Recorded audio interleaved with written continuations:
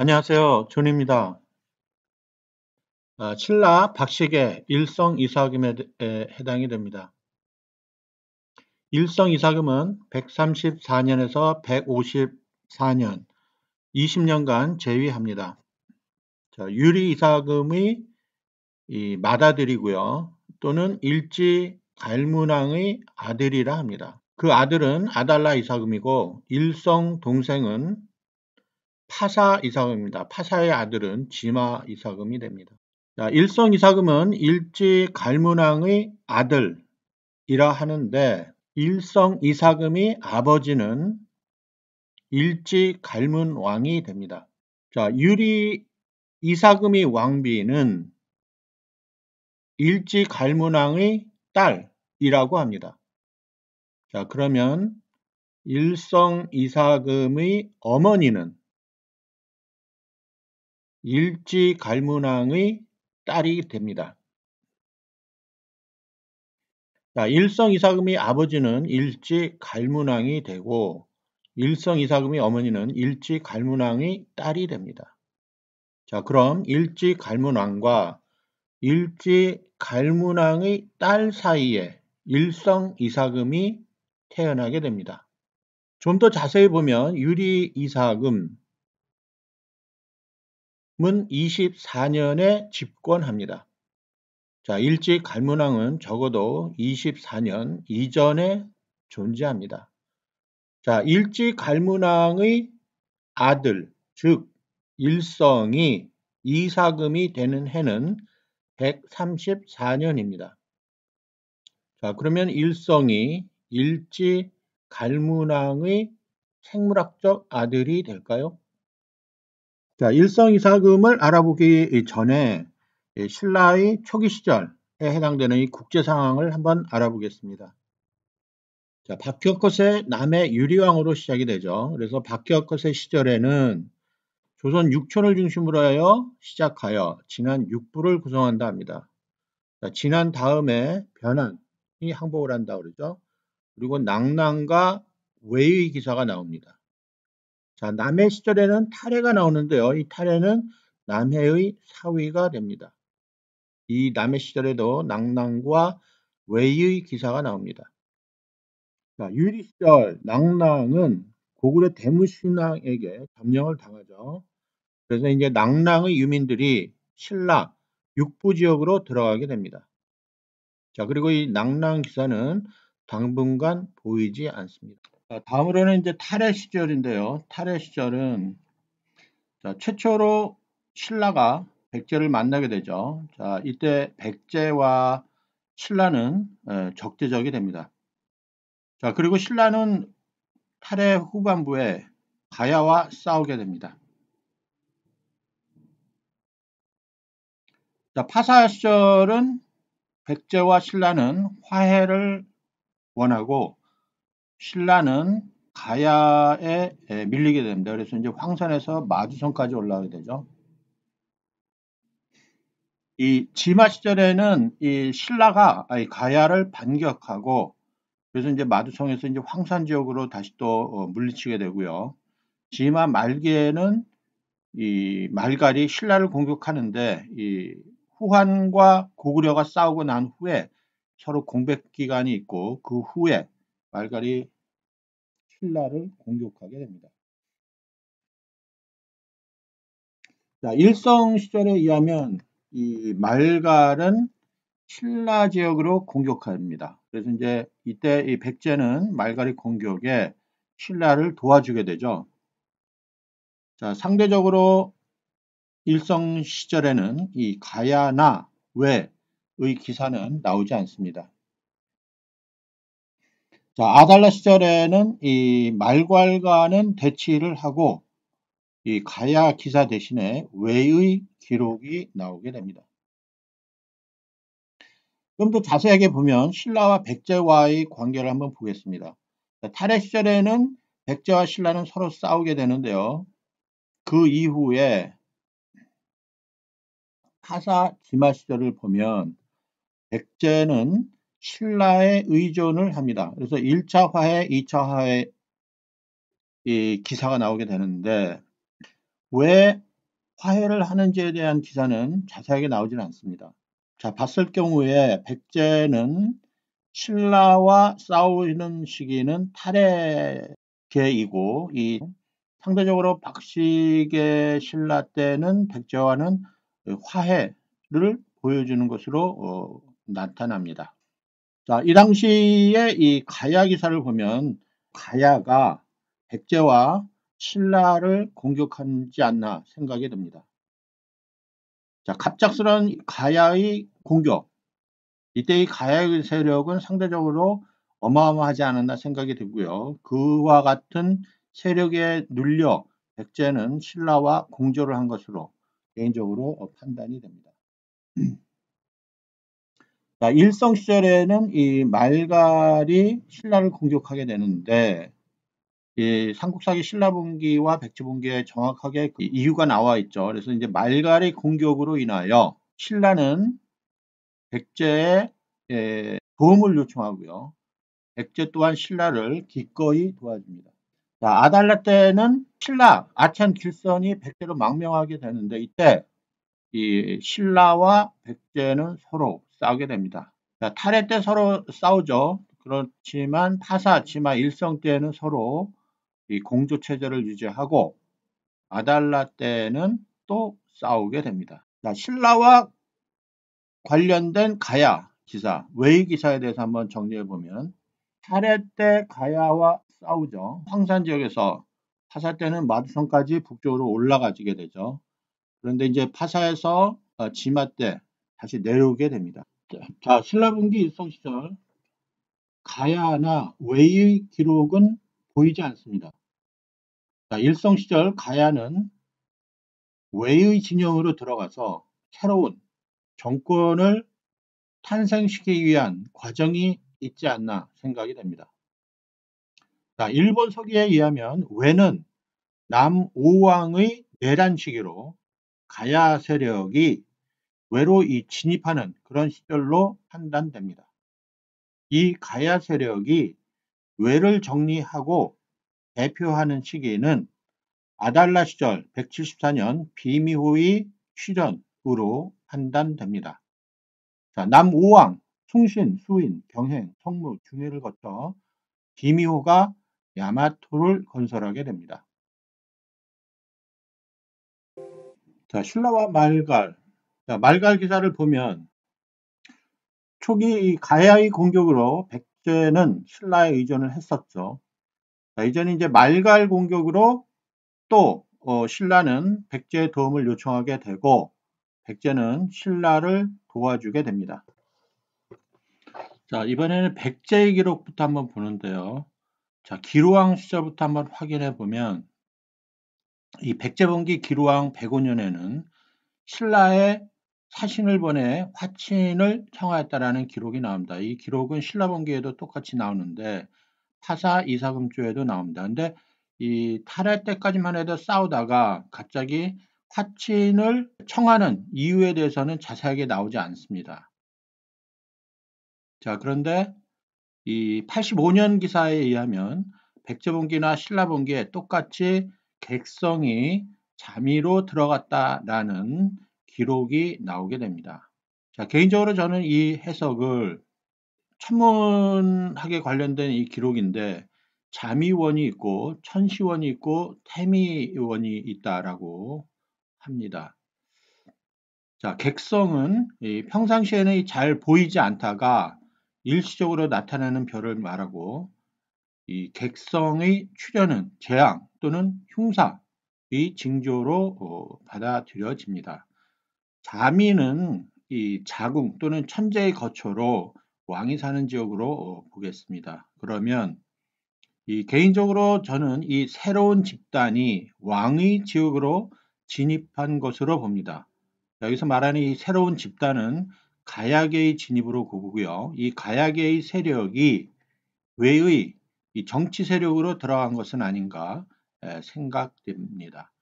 그래서 이제 이 가야계의 세력은 신라와 백제 지역으로까지 진출한 것으로 보여집니다. 그래서 다시 말하면 사신을 보내 화친을 청한 것은 이 가야계 세력이 백제 지역과 신라 지역으로 뻗친 거를 얘기하고요. 그것에 대한 근거로는 객성이 잠이로 들어갔다는 것을 이 천문학적 기록을 해석함으로써 이렇게 설명을 한번 해보게 됩니다. 자, 구체적으로 보면 85년 이후에 이 백제 봉기에 의하면 이 여러 기사들이 나오고요. 약간 좀 은유적인 기사들이 나오게 됩니다. 신라 봉기에 의하면 그 이후의 기사들이 나오게 되는데 가야가 신라를 침입하는 기사가 나오게 됩니다. 자, 한번 보면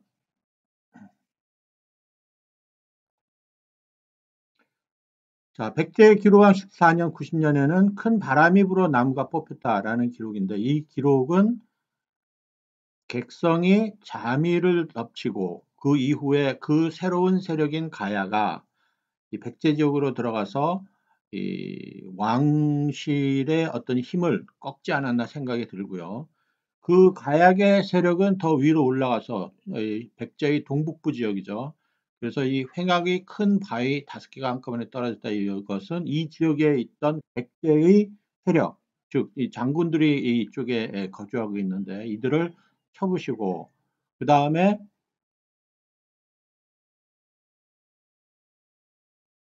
이 또 다른 이 가야의 세력이 이 신라를 공격하게 됩니다. 그래서 황산 지역에서 마두성 지역으로까지 진입하지 않았나 생각이 됩니다. 자, 신라는 잘 방어를 하게 되는데 그 이후에 백제 기루왕 21년 97년 기사에 의하면 두 마리 용이 한강에 나타났다고 합니다. 그래서 정확하게 이 용이 의미하는 뜻은 확실하게 파악하기 힘들지만 개인적인 제 생각은 백제를 공격했던 가야의 세력과 신라를 공격했던 이 가야의 세력이 두 마리의 용으로 표현이 돼서 한강에서 만난 것을 가지고 기록한 것이 아닌가 생각이 됩니다. 자, 1차 백제와 신라의 화친 기록 이후에 이 113년에 2차 백제가 사신을 보내 내빙하였다는 화친 기록이 나오는데 이 기록의 의미는 자, 기루왕 시절에 파사이사금하고 화친을 했는데 파사이사금 다음에 그 아들이 이 지마가 왕위를 얻게 됩니다. 그래서 이제 그 아들이 신라를 왕위를 계승함으로써 백제는 아직도 너희 아버지와의 관계를 비춰봐서 이 아들인 지마 너에게도 우리가 같이 이 화친하는 것을 이 의미의 표현으로 내빙을 한다라는 이 기록이 나옵니다. 자, 그래서 이제 파사에서 지마로 바뀌고 백제는 신라에 내빙하는 것으로 보여집니다. 자, 그 다음에 세 번째 백제와 신라의 그 화친 기록이 나오는데 이 화친은 또 다른 이유인데 기록에 의하면 말갈의 침입으로 인해서 백제가 신라를 도와주게 되는데 일단은 말갈은 신라를 공격하죠. 그래서 이제 신라는 이 백제의 구원을 요청합니다. 그래서 백제는 신라의 구원 요청에 동의하고 도와주게 됩니다. 그래서 이제 백제가 5장군을 보내 도와주게 됩니다. 자, 말갈의 신라 공격은 지마 이사금 때부터 이제 시작을 하게 되는데 이 말갈이 신라 북쪽 경계에 대거 침입하여 관리와 백성을 죽이고 노략질한다. 이렇게 기사가 나오고요. 7월 달에 대령이 복책을 습격하고 이하를 넘어왔다. 그래서 이제 백제가 5장군을 보내 도와줍니다. 신라의 구원 요청으로 인해서 그래서 이제 적은 그 소식을 듣고 물러난다 이렇게 되죠. 남쪽으로는 가야의 공격, 그 다음에 이제 북쪽으로는 말갈의 공격에 이 당시에 백제와 신라는 서로 공조 체제를 이루는 것으로 볼 수 있습니다.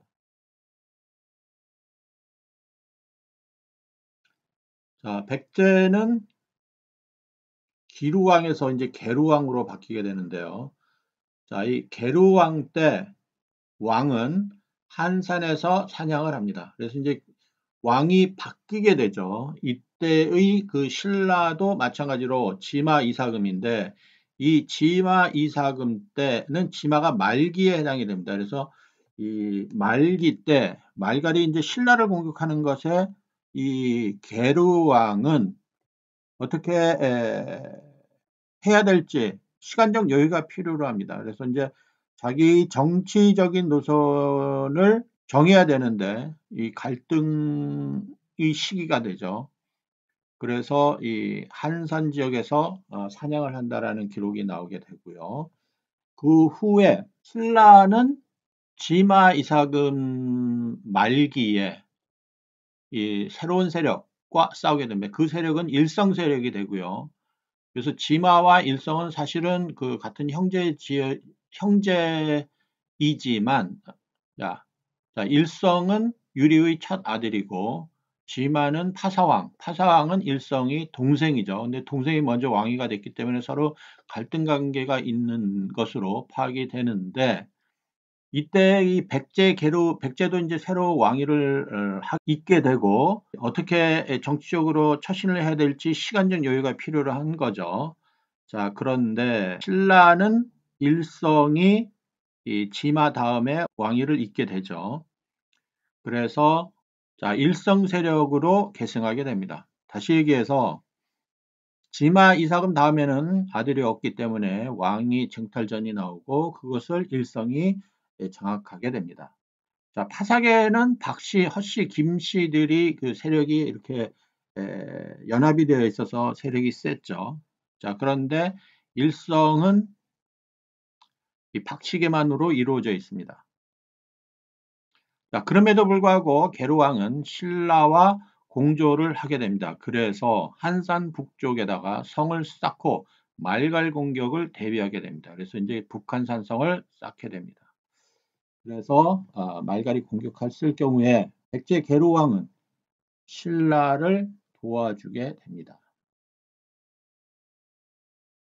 그래서 이제 신라의 일성이 새로운 왕위를 계승하게 되고 또 정치 체제를 강화하게 됩니다. 그래서 이제 웅선을 이찬으로 삼고 내외의 병마사를 관장하게 하고 그 다음에 일길찬을 군종으로 삼아서 지방 지역을 단돌이 하게 됩니다. 자, 말갈의 신라 공격은 계속적으로 일성 때도 연결이 돼서 공격이 되어지고요. 이때 일성 때 말갈이 공격하는 지역은 장령이 되죠. 그래서 장령이 5목적을 불태웁니다.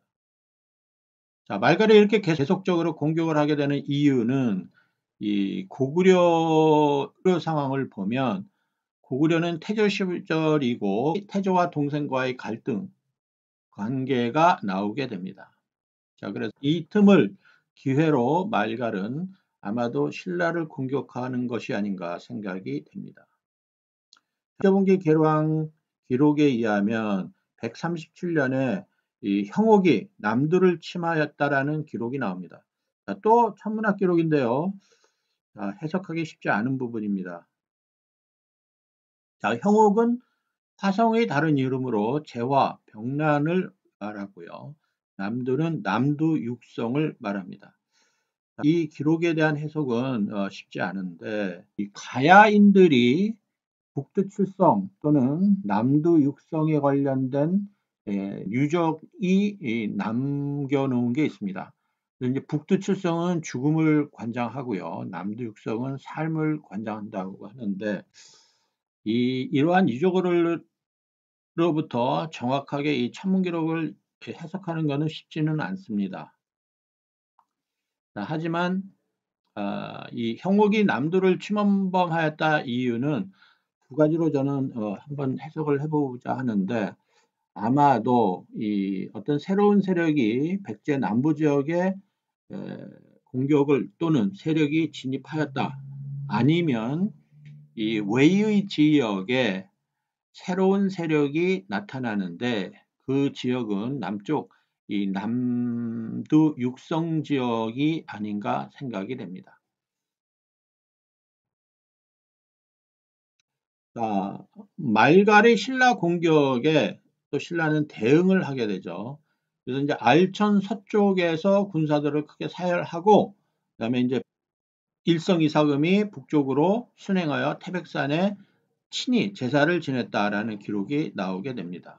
그래서 이 말갈이 북쪽으로부터 쳐들어오는 지역은 대령, 이하, 장령 그런 지역이 되고요. 신라는 남쪽에 위치하게 되는데 그 지역은 알천, 태백산 이런 지역이 됩니다.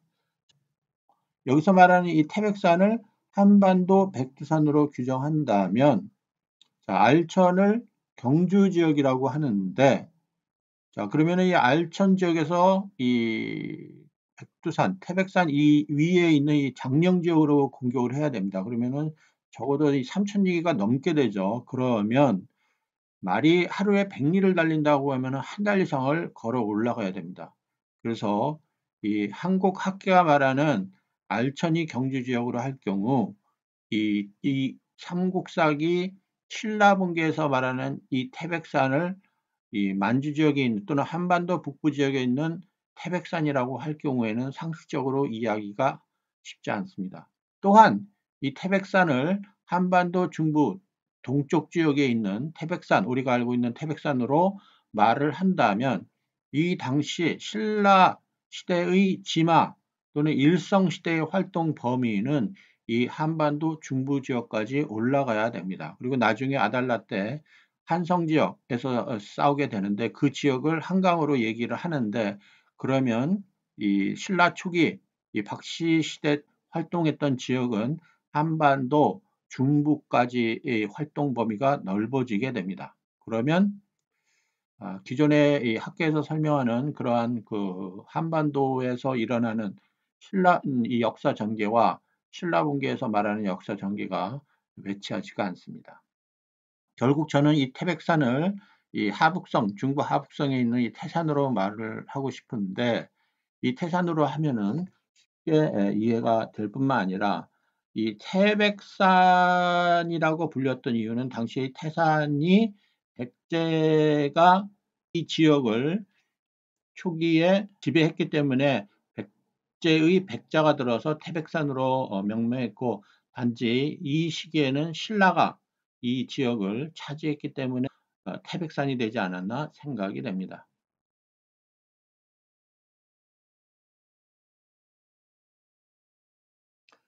자, 일성시대 때는 계속해서 이제 말갈이 이 신라를 공격하는데 그 위치는 장령 지역이죠. 그래서 이제 또 공격을 하고 방어하고 자, 그리고 142년에는 이 신라는 말갈을 정벌할 것을 의논합니다. 자, 하지만 이찬 웅선은 불가하다라고 하니 그만둡니다. 자, 왜 그랬을까요? 왜 이찬 웅선이 불가하다고 말을 했을까요? 자, 다음 기사에 의하면 이 형옥이 진성을 범한다 하는데 자, 북쪽에서는 이제 말갈이 쳐들어오죠. 신라도 초기에는 탈해 시절, 그다음에 파사 시절, 진화 시절에 가야가 공격을 했었죠. 그런데 그 이후에 기록이 나오지 않고 이렇게 이 천문학적 그 운이법으로 해서 삼국사기의 기록이 나옵니다.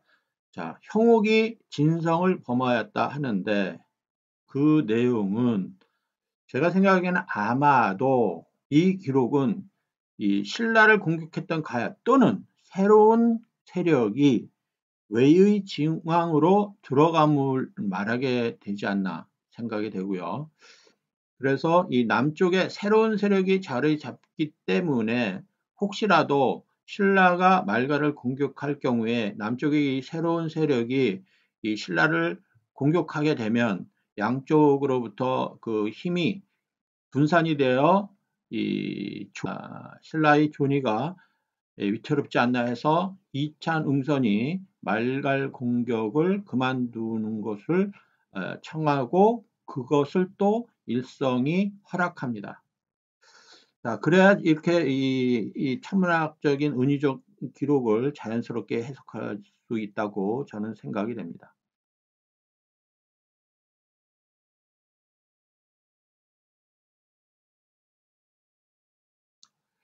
자, 그래서 그 이후에 143년에 일성은 이 내실을 기하기 위해서 농사에 추진을 하고 또한 146년 10월 압독이 반란을 일으킵니다. 이 압독은 제 생각에는 한수 이 지역에 있던 그 압록 지역에 있었던 그 세력을 말하고 그 세력은 아마도 신라 세력이 범위에 있었었는데 이제 그 신라도 위기에 처하고 당시에 반란을 일으켰습니다. 그래서 그 반란을 제압하면서 거기에 있던 그 남은 무리들을 남쪽 지역으로 옮기는데 그 이유 중에 하나는 말갈의 세력보다는 남쪽에서 일어났던 그 새로운 세력이 훨씬 더 위협의 대상이 되거나 아니면 더 방어를 해야겠다는 그러한 그 위기 때문에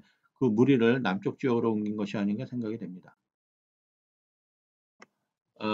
박아도를 가문왕으로 붕해서 이 왕실계통을 이 단단히 만들게 되고 그 다음에 또 사찬 남하를 삼아서 또 이 지방 지역도 강화를 시키는 그러한 기록이 나오지 않는 생각이 됩니다. 자, 중요한 내용 중에 하나인데요. 신라 일성 149년에 천시 자리에 살별이 나타났다고 하는데 이 천시는 이 백성들이 모여 사는 도성을 얘기하고요. 살별은 어떤 그 새로운 이 세력이 나타남을 표시하는데 자, 그 전에 형옥이 진성을 범하였죠. 그래서 이 가야의 세력이 외의 이 중앙 집권으로 들어가서 그 서로 갈등 세력을 합치게 되면 또 거기에서 파생되는 이 세력을 이 지방 지역으로 보내는 것이 아닌가 생각이 됩니다. 다시 얘기해서 가야 세력이 외의 세력을 지배하고 그와 관련된 이 세력이 백제로 들어가서 새로운 세력이 백제 지역에서 생긴다고 저는 이 기록을 해석하고 싶습니다. 자, 그래서 이 기록에 대한 실제 인물은 나중에 초고왕으로 밝혀지게 됩니다. 자, 그래서 신라분기 아달라이삭은 166년 아참 길선이 백제로 망명하는 기사가 나오죠.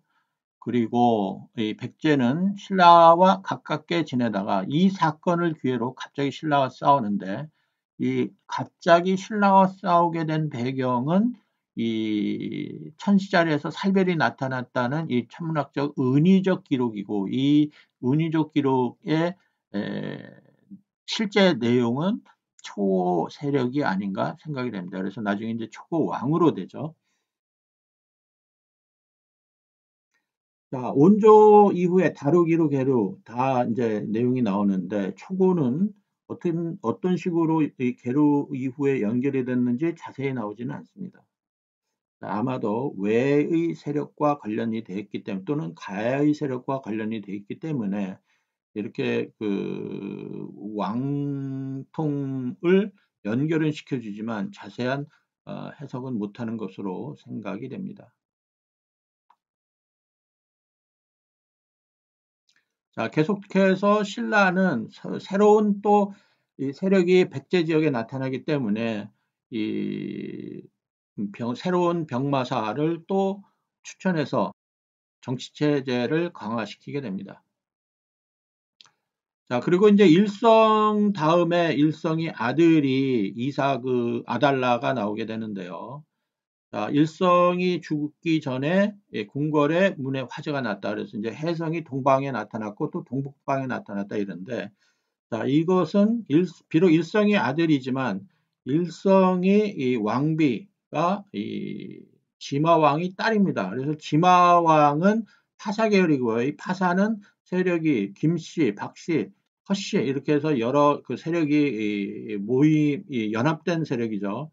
그래서 아마도 일성 다음에 아들인 아달라가 왔을 때는 이 새로운 세력, 이 파사계의 세력인 이 김씨 세력 또는 허씨 세력이 이 아달라 이사금을 중심으로 이렇게 합치가 되지 않나 생각합니다. 그와 같은 내용을 이렇게 그 은유적으로 해성이 동방에 나타났고 또 동북방에도 나타났다라고 기록으로 쓰여진 것 같습니다. 자, 이런 식으로 표현하게 된 하나의 이유는 이 가야나 웨이 세력과 관련된 것은 이렇게 그 천문학 기록으로 또는 은유적으로 표현이 되고요. 또 하나는 신라의 이 정치 체제의 여러 이 갈등 구조는 이렇게 그 은유적인 표현으로 표시로 대신해서 기록을 하는 것으로 판단됩니다. 자, 그 이후에 백제 개로왕 155년에는 아창칠선이 망명사건이 나오는데 이것은 신라 아달라 이사금 때 165년에도 똑같은 기록이 나타납니다. 그래서 저는 개로왕 시절에 일어났던 것이 아니고 165년에 일어났던 사건이고 이 165년에 일어났던 사건에 해당되는 왕은 초고왕이죠. 그러면은 개로왕 이후 이 다음이 초고왕이 백제 내에서 서로 그 어떤 세력이 다릅니다. 그래서 개로왕까지만 해도 신라와 같이 그 화해를 하고 협조, 동조 체제를 이루었는데 백제 초고왕이 들어가면서 정치적인 색깔이 바뀌게 되죠. 그래서 이 또 신라와 갈등 관계를 보여주게 됩니다. 그래서 초고왕은 아마도 외 또는 이 가야계의 세력이 아닌가 생각이 됩니다. 자, 여기까지 하겠습니다. 감사합니다.